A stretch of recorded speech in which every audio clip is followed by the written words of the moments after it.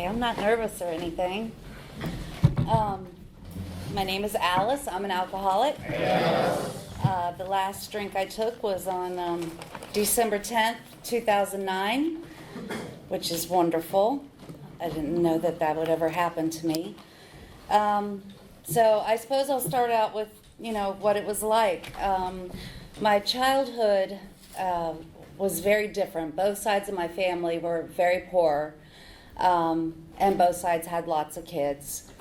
And I never felt part of my family. I always felt very separate, and it made life very hard for me. My grandmother, my mom's mom, we two were like this. And when she passed away, I just kind of went buck wild. I mean, it was terrible. I started drinking when I was about 12 and smoking cigarettes and other smokable things when I was 12. And I looked older than I did, so I was able to buy cigarettes and stuff like that. But I remember my grandfather, my mom's dad, was an alcoholic who never got sober because he was not able to do what we do, and that's to open our hearts and soul to other people. He would have rather just not done it, so he didn't do it. So, but I remember being, 6, 7, 8 years old, and he'd say, "Go get me a beer," and it's the old pop tops that came off, and not the new ones new ones, but it was the ones you pull all the way back. And he liked it in a glass, so I poured it in a glass, and then whatever's left over in the can, that went to me. And I was so young, and it felt so good. I mean, it was a very comforting feeling, and I know that probably 99.9% of the people in this room have had that same exact feeling. It just was wonderful. It gave me a little bit of courage. My family did put, to make me sleep, they dipped my pacifier in bourbon or, whatever they had. So I was pretty much, I was on the way as a baby. And when my mom would work late, my dad would give us beer. And I, 10 years old, and I have a cup of beer. My mom would come and kiss us goodnight, and we were already in bed, and she'd be like, "Good Lord!" So that was a big fight there. So I grew up in Norfolk, Virginia, and if any of you have ever been there, it's not a great place. Virginia Beach used to be fun, but now they have all these rules and restrictions. We used to be able to go cruise the Strip and carry on. But my mother and I had a terrible relationship, and but that does get better. But she was she had just turned 17 when she had me, so she was a child having a child, and it took me a long time to realize that was, how hard it must have been for her to do that. And 2 weeks after I got sober, she did inform me that the man who raised me was not my biological father. So I was like, "Yay, 2 weeks! Thanks, Mom. That's really awesome." But he's still my daddy, and I love him dearly. And he has alcoholism on his side of the family, and my mom has on her side of the family. So we're all just screwed from the beginning. I did want to get away from my mom. I couldn't stand, I was 20 living in the house, and I would say, "I'm going to go out with friends," and she'd say, "Be home at 1." And I'm like, I'm 20, thinking I was grown up. So a lot of that just got on my nerves, so I decided the best thing to do growing up in a Navy town was to find a Navy guy and get married so I could get out of the house. And that's exactly what I did. I got married, I think I was 20 or 21. And we moved to the Outer Banks of North Carolina. That's where my uncle lived, and loved the beach life because talk about island of misfit toys. You never grow up there. So I married this man, and he and I are still very good friends. It took a long time for us to be friends, but we are. And I've made amends to him, a lot of amends to him, because I was a very, very bad wife. So bad. So I had my daughter, Tori, in 1991. She's 21 years old now. And when she was about 10 months old, I started carrying on with this, with an alcoholic who was not my husband. And then I had my daughter, Carly, who was 19, and she herself is getting ready to get married in September, which makes me crazy, but she just wants to be a wife and a mom. That's okay. When my children were very small, my mom would tell me that I was a terrible mother, that, it was okay to be a bad mom. Not everybody's cut out to be a mom, And she had this so deeply ingrained in my head that I left my children with her, because I figured, well, if your mom doesn't think you're doing a good job, then you're probably not doing a good job. As I look back, I don't see that I did anything very wrong, but they were raised well.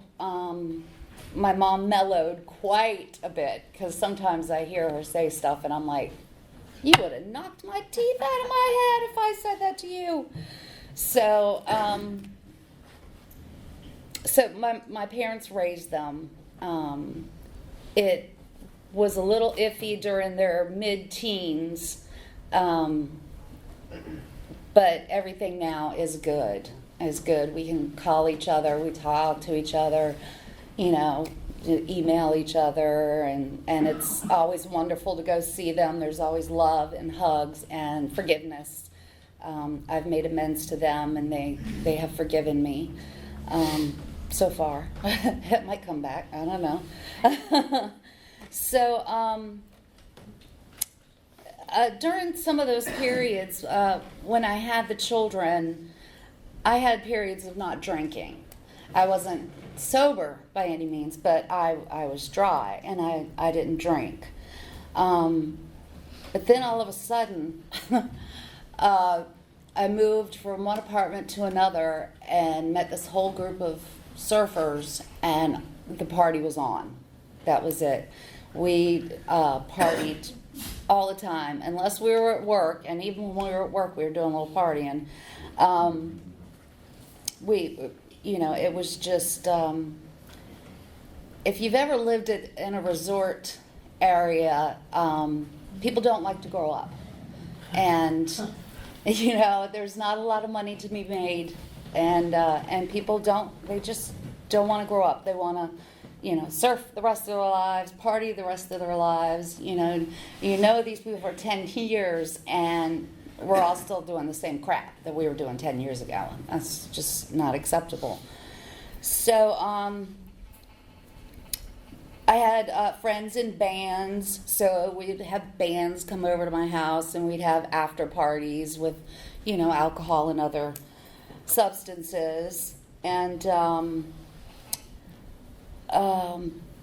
I began to realize that I could manipulate people to do what I wanted them to do, whether it was to pay my rent for a month or car payment, insurance. I would turn on all the tears and, bat the eyes and stuff. And I got, I have a lot of amends to make to people that I don't even know where they are now.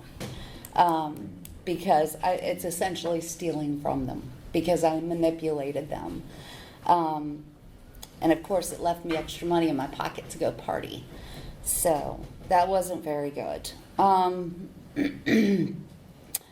I started experiencing a few blackouts every once in a while towards my early 30s, I think it was. And I didn't know what a blackout was. I thought it was a pass out. So I thought that when I was blacked out, I was still and in bed and all comfy cozy. I didn't know that you can still function in a blackout. And you can even drive a car in a blackout. So I'm happy to say that I never hurt anybody or got a DUI or anything. There was many times that I'd have to look in the driveway and look around my car and, is it okay? Of course, checking the telephone, who did I drunk text, who did I drunk call, was running out of friends that were trying to help me because they didn't want to see me go down that path. So if they weren't drinking like I was, that was it. I didn't want to hang around them. And so I had a 4-year relationship with a cop, which I don't suggest to a lot of people, though I'm sure there's some that are very nice. And his behavior was he was a sex addict, so he had lots of girlfriends. And when I found out about these, it was horrifying. It was terrible, and the drinking became much worse. The blackouts were much worse. I just, I don't know, just wanted to party all the time. I didn't want to deal with that. That was such a hurtful time in my life, and every time it hurt, I had to drink because I just couldn't stand it. I didn't want to think about it. I wanted it to be gone. Let's see. I met my husband, Mark, in 2006. We've been married 4 years next month. And he knew that I was an alcoholic, but he still married me anyway. He knew I would black out, the whole 9 yards. Why he still married me, I cannot tell you to this day, because I really have put him through the through the ringer many, many times. But when I met him, I didn't feel like I wanted to use him or manipulate him. I liked him.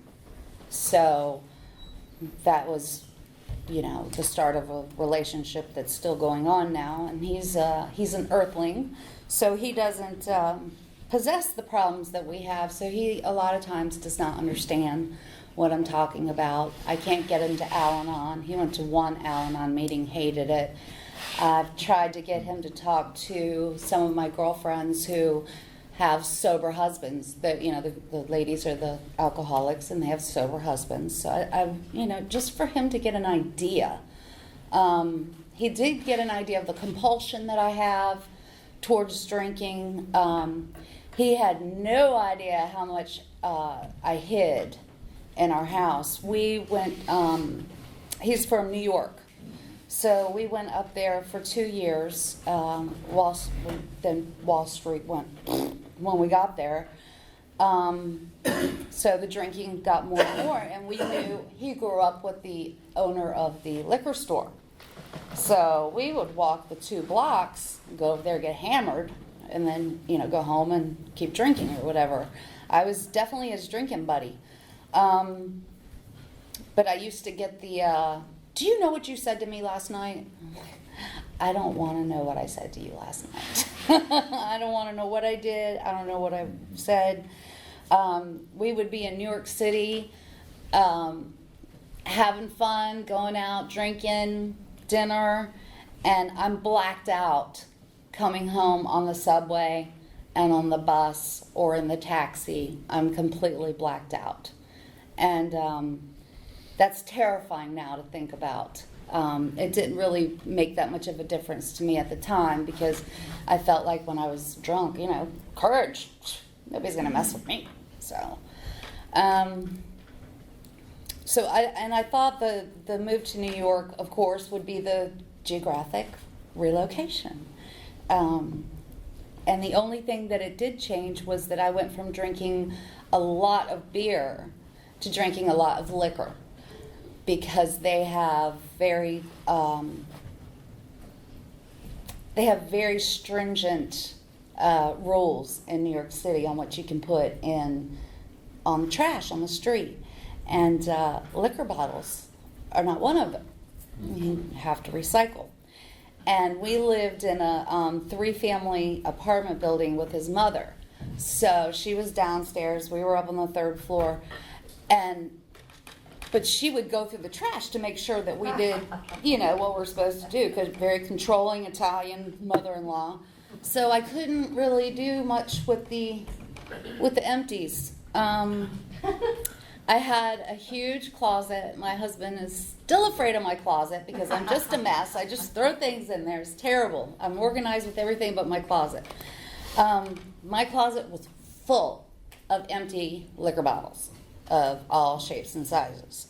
The worst part was when, you come home and you look for the bottle that you have, and all of a sudden you realize, oh crap, I drank that already.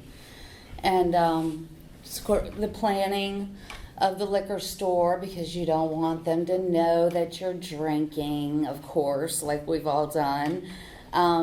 I tried to drink only on like Fridays and Saturdays, which turned into Wednesday, Thursday, Friday, Saturday.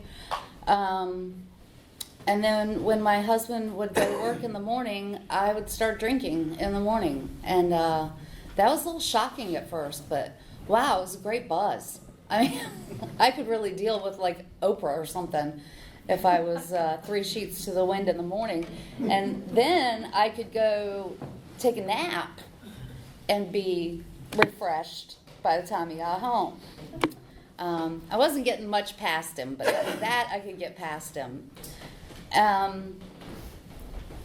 So I would, every once in a while, I would grab a Food Line shopping bag, and I'd throw 4 or 5 empty vodka bottles or whatever in it, and I would drive around the blocks until I found an open trash can, and then I just kind of throw it in there. Or mostly they lock up their dumpsters and stuff up north because people dig through them and live in them. But every once in a while I could find one that was open. So I was like, yeah, I can throw a whole bunch of these things away. So it was just drunk all the time. I went, I couldn't go to the mall with my girlfriends because I wanted to drink. Nobody drank like I did. So that was very, very difficult. I drank alone a lot. Before we actually moved to New York, my husband had a job he had a temporary thing for 6 months where he would be gone from Monday morning to Thursday night. And it was on. I would sit there and drink by myself, or we lived in Holly Springs at the time, or I would go up to Devil's Ridge where we were members and drink with the people that know how to drink.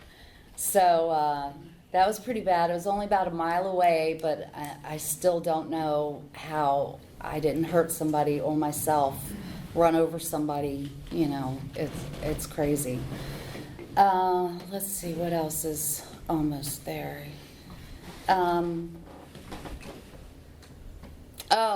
Part of the insanity, I love this part, is that when my husband got the job down here in Pinehurst, so I was so excited to get back to North Carolina because I just couldn't stand it up there.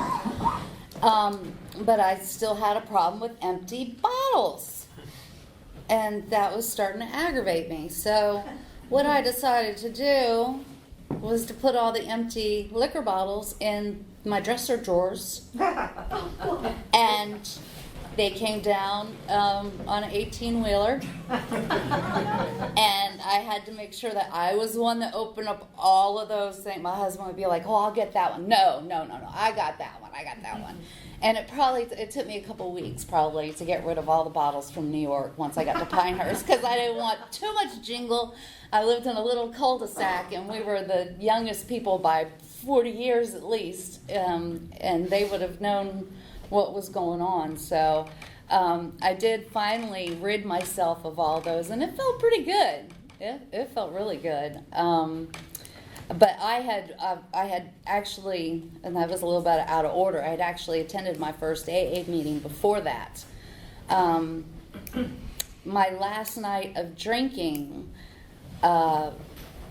was Very bad night. My husband was interviewing for the job for down here in Pinehurst. The guy went up to the city and they met with each other. And I decided I'm going to have one more drunk. And because I had tried it 2 days earlier, it didn't work. So I was like, I'm going to have one more drunk and that's it. I'm not going to do this crap anymore. I can't do it. So about 4 o'clock in the morning, my husband comes racing in the house and says, "Did you burn your hair?" And I was like, "Burn my hair? Get out of here. What are you talking about?" I had apparently, I must have been sitting outside. I smoked outside. And I probably was sitting like this. And I had burned a whole bunch of hair from here. And I burned my face, which, thank the Lord, didn't scar. It's just a little bit whiter skin. But the thought that I set myself on fire, and I still can't to this day remember any part about it. Nothing, except for the stink of burned hair, because, man, that is nasty. So when I went to my first AA meeting on December 11th, 2009, I had a hat on. I had to, keep trying to cover this up. So, and I love hats. I have lots of them. So I didn't have a problem, keeping it covered. But I was in AA in New York for about a month before we moved here. And I had 2 wonderful ladies take me under their wing and help me out and show me the ropes. And those meetings up there are quite wild. It was in Queens, and some of the stuff I heard was just horrifying and terrifying, and deaths and suicides and just very, very, very frightening things, which I think that in my first month was perfect for me to know. I didn't want to go into a meeting where everybody's like, "Oh, it's wonderful to live this way. You laugh and you smile," because I was not laughing and smiling. I was a willing participant because I did want to quit drinking. I couldn't do it anymore. I just couldn't do it. It was killing me. And so let's see, where am I? Okay. So I come into AA, sober about a month. We move here to Pinehurst. Happy to say that I still haven't had a drink since then. And the ABC stores don't scare me. The cops don't scare me anymore. I have a wonderful group of friends in AA, and I have a wonderful group of friends outside of AA, which is something I never thought that I would have. I'm, of course, their designated driver. They all know that I'm in sobriety and that they can count on me to be sober. And I thought that life was over. I thought I'll never go dancing again. I'll never do this again, that again. I go dancing. I go listen to music. I went out New Year's Eve, no problems whatsoever, because thank God the obsession to drink was lifted from me. And I don't know what I would have done had I had to fight that. It was a pink cloud for a while, but those pink clouds don't always stay put together. So I did spend a little time on the second floor at More Regional one time, because I felt like it was the first time I had wanted to drink. Like I felt like, oh crap, I am going to drink. And I called my sponsor. She said, "Get out of the house." I called my husband. He finally came home, and I told him that I was going to kill myself if I had a drink, because I did not want to drink. I didn't want to die, but I didn't want to drink. And to me, I don't know. But for the grace of God, I checked in voluntarily. You can't check out voluntarily, though. That was kind of brutal. I'm like, okay, no, I'm okay. I was just, kidding. I'm not going to kill myself. No, I don't have a plan. So that was very interesting. And I met people in there who are, I do see at some of these meetings, which is fantastic because I love that. And let's see. So that's pretty much how it used to be. The AA groups here in the Sandhills are absolutely amazing to me. The fact that we're all here together with the same common bond and the same goals, and we cheer each other on. Nobody's like, I hope she doesn't get sober. It's such a wonderful, wonderful bond that I never thought I would find in my whole life. It's a place where I can come, I can be myself, silly or not. I can say things that are on my mind, and you see people nodding heads, and they understand much more than the other people do, and so it's absolutely amazing. If I can't get a hold of my sponsor, I know I can get a hold of somebody else. I have men I call, and I have women I call. I know it's not supposed to be, the women you're supposed to stick with the women, but sometimes I get more from a man's point of view than I do from a woman's point of view. So that's all I got to say about that. But sometimes it's just a different perspective because I don't think like a man, so I need, a little bit of help with that. And I'm starting to run out of things to say. It just feels really good to do service work for AA. I jumped in doing service work immediately because I needed to be accountable. I needed to, if I was sitting home on the couch watching TV, I'd say, crap, gotta go make coffee. I have no excuse. I gotta go do the coffee. Or, I'm supposed to read something or anything, help set up a room. All of it was very, very, very important in the beginning of my sobriety. And I still do service work, not as much as I did in the beginning, but I still do quite a bit of service work, and I do attend a lot of meetings. And recently I started branching out to other meetings. I went to the West Side. Went to the West Side group Wednesday night, and I absolutely loved it. I thought it was fantastic. And I used to stay away from Aberdeen because I finally figured it out. A lot of you people look like the people I partied with. And it was scaring the crap out of me. So I started hanging around more of the alligator sweater crowd down there in Pinehurst because I had nothing in common with them. And but you guys are people I would have just been pounding beers with. So, but that's not to say that I think you guys would ever do that. But it's a lot of work to stay sober, but it's a lot more work to stay drunk, to plan, to, where am I going to get this bottle from? Where am I going to hide it? I mean, I was even so stupid one time. I put water in a vodka bottle and put it in the freezer. I mean, come on. And my husband used to mark the bottles, and I'd try to erase it. And what a mess! What a mess I was trying not to drink or trying to hide it and everything. I'd be in the kitchen cooking, and I'd have a little bottle hidden and take a little sip. And it's like, how do you get so damn wasted in there in the kitchen?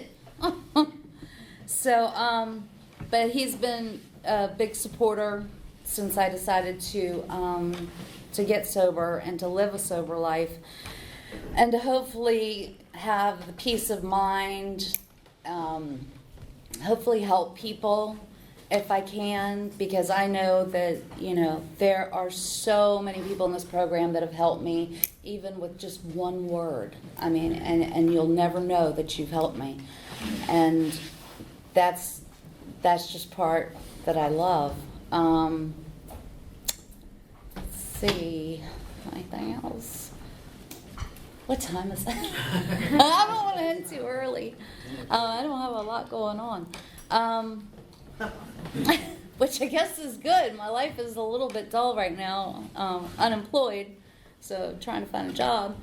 But like today, my husband and I went on a motorcycle run for charity for some people who had gotten killed, and we were up in Sanford.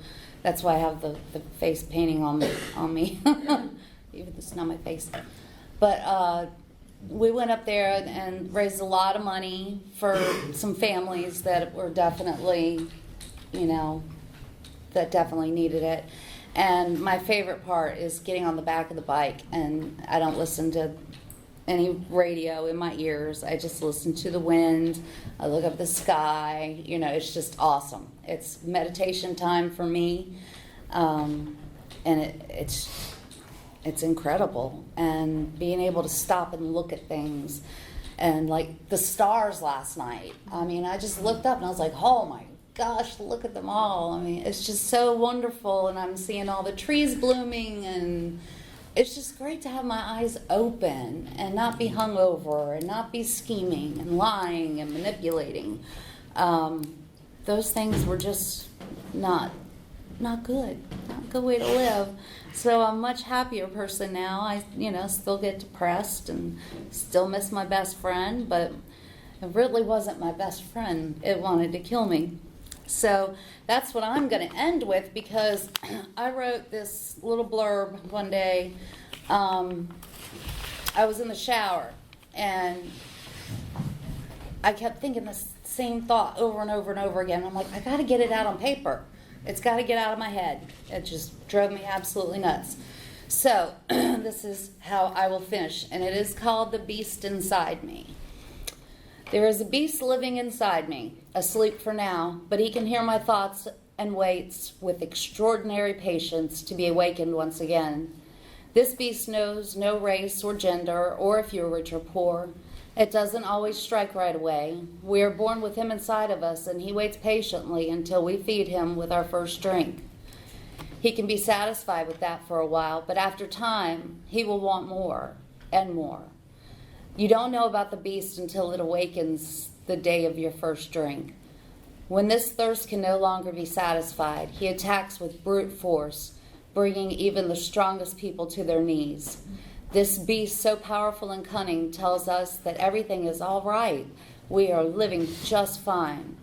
This beast lives on alcohol and the pain and melancholy that go with it. Sometimes it takes a lifetime to find a way to make the beast sleep again. All of us who gather together in fellowship cause the beast to hide. He hates love, fellowship, forgiveness, and prayer. The more we gather together, the deeper his sleep. It still whispers in my ear that I'd be happier to have a drink, but I quiet him with prayers, and I always remember my last drink and how far down I was. The beast in another will sometimes attack, and the person has to fight and struggle, do anything they have to so they can come back to us. Some of the bravest people I know are the ones who walk up and pick up another white chip, and it gives me chills. I can picture my beast sometimes curled up inside me, waiting patiently. He whispers that I don't have a problem. Yes, I do. I have a disease that wants me dead. As long as we gather together to share our experience, strength, and hope, we become stronger every day. There is no better way to anger the beast than to hold hands and pray together, but his strength is no match for ours. With the help of God, my husband, my family, and most important, my AA family, we can keep my beast asleep, and he will awaken no more. That's all I have. Thank you so much.